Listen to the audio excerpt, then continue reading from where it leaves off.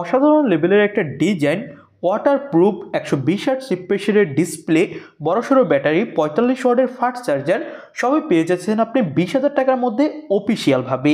হ্যাঁ, ফোনটা হলো Realme 14X 5G। বাংলাদেশের মার্কেটে কয়েকদিনের মধ্যেই আসতে যাচ্ছে। তো বাংলাদেশের মার্কেটে কবে আসবে, দাম কত হবে, সব কিছু নিয়ে জানাবো আজকের মূল ভিডিওতে। চলুন ভিডিও শুরু করি। শুরুটা করব ফোনটার লুক এবং ডিজাইন দিয়ে। এই ফোনটা দেখতে অনেকটা ভিভোর টি সিরিজের T3 ফোনটার মতো, তবে ফোনটার ব্যাক সাইডে দেওয়া হয়েছে একটা গ্লোসি ফিনিশ এবং এই ফোনটার ব্যাকে কিন্তু দেওয়া হয়েছে পলিকার্বনেট। ফোনটার বক্সে আপনি চার্জার পেয়ে যাবেন এবং পেয়ে যাবেন পলিকার্বনেটের একটা ব্যাক কভার। তো ওভারঅল যদি বলি তাহলে ফোনটা দেখতে খুবই সুন্দর এবং এই ফোনটাতে ব্যবহার করা হয়েছে বক্সি টাইপের একটা ডিজাইন, তবে কর্নারগুলো বেশ রাউন্ড এবং এই ফোনটাতে ব্যবহার করা হয়েছে সাইড মাউন্টেড ফিঙ্গারপ্রিন্ট সেন্সর। ফোনটাতে পেয়ে যাবেন USB Type-C পোর্ট এবং পেয়ে যাবেন ডুয়েল সিম কার্ড স্লট। এই ফোনটাতে ব্যবহার করা হয়েছে মিডল পাঞ্চল কাটিং ডিসপ্লে এবং ডিসপ্লের চেইন বেজেলসও বেশ কম এবং এই ফোনটা IP68 এবং 69 সাপোর্টেড হওয়ার ফলে এই ফোনটা যদি আপনি পানিতেও ফেলে রাখেন তাহলেও কোনো ধরনের সমস্যা হবে না 30 মিনিটের জন্য। তো ওভারঅল ফোনটা খুবই জোস লেভেলের বিল্ড কোয়ালিটির। ডিসপ্লে সাইজ বেশ বড়, 6.67 ইঞ্চি মাপের, যেটা 120 Hz রিফ্রেশের একটা ডিসপ্লে। ব্রাইটনেসও ভালোই দেওয়া হয়েছে, তবে একটা বিষয়, এখানে কিন্তু HD+ ডিসপ্লে ব্যবহার করা হয়েছে এবং এটা একটা IPS LCD প্যানেল।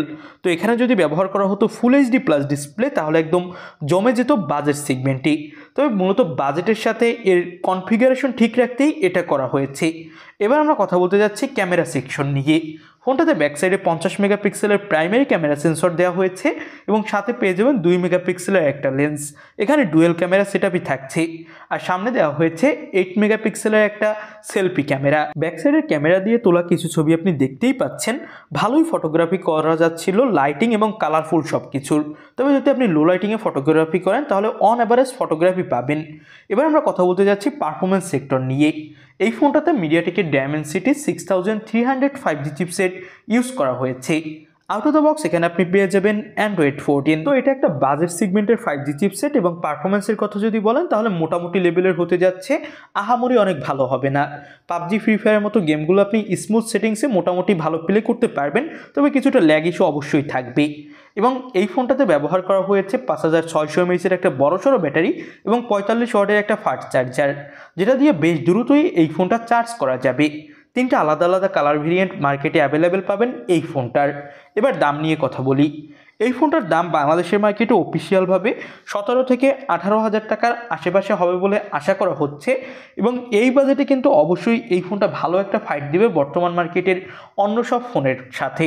তো ওভারঅল বললে এই বাজেটে ফোনটা আমার কাছে ভালোই লেগেছে, তবে এবার দেখার বিষয় এর ওয়াটারপ্রুফ কতটা কাজ করে এবং এর ডিসপ্লেও বেশ বড়, তবে এখানে ফুল HD+ ডিসপ্লে দিলে আরও বেশি ভালো হতো।